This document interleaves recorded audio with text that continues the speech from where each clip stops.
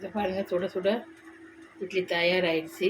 சத்தான இட்லி, வரகு, தெனை, சாமை, குதிரைவாலி அரிசி 1/4 கிலோவும், புழுங்கல் அரிசி, இட்லி அரிசி 1 கிலோவும் போட்ட மொத்தம் 2 கிலோ போட்டு அரைச்ச இட்லி ரெடி.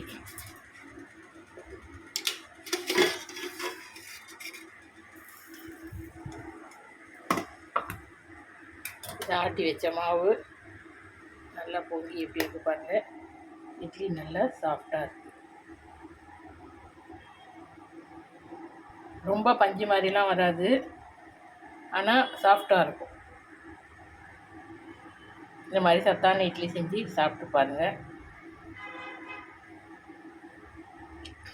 மறுபடியும் சொல்கிறேன், வரகு, தினை, சாமை, குதிரைவாலி 1/4 கிலோ, மொத்தம் 1 கிலோ ஆச்சுங்களா.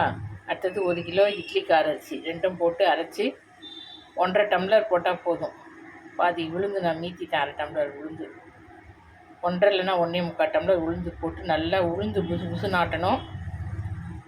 கலந்து வச்சு நீங்கள் இந்த மாதிரி இட்லி சுட்டு சாப்பிட்டா ரொம்ப சத்தான இட்லியாக இருக்கும். மறக்காமல் சேனலை சப்ஸ்கிரைப் பண்ணுங்கள், ஃபாலோ பண்ணுங்கள். வணக்கம். இதை பாருங்கள், ஒரு இட்லி புட்டு காட்டுறேன். நல்லா சாஃப்டாக தான் இருக்குது.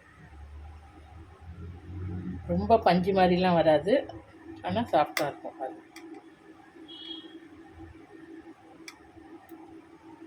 செஞ்சு பார்த்துட்டு சொல்லுங்கள். தேங்க்யூ.